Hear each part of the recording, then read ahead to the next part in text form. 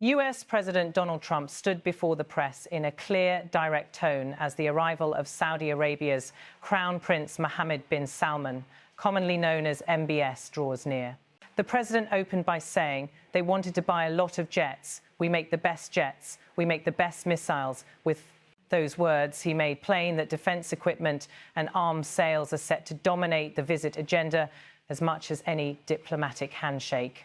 He went on to frame the upcoming meeting not simply as a bilateral encounter, but almost as a symbolic moment. More than a meeting, we're honouring Saudi Arabia. In that phrasing, the president signalled that the relationship with Riyadh will be elevated publicly, visibly, strategically. The pairing of ceremony and business is unmistakable.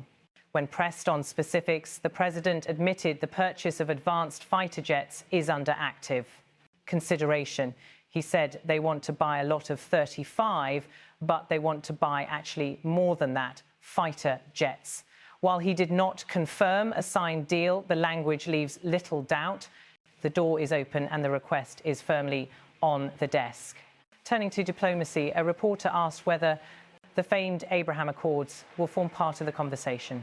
The president responded, the Abrahamic Accords will be a part we're going to be discussing. I hope that Saudi Arabia will be going into the Abraham courts fairly shortly. In that statement, he tied arms and investment discussions directly to the long-standing U.S. objective of bringing Saudi Arabia into the framework of Arab-Israeli normalization. Later in the session, the topic shifted entirely from geopolitics and military hardware to media relations and press freedom.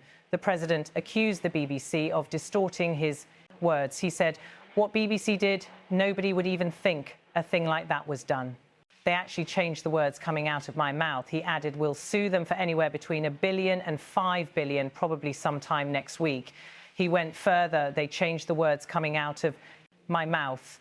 The people of the UK are very angry about what happened because it shows that BBC is fake news.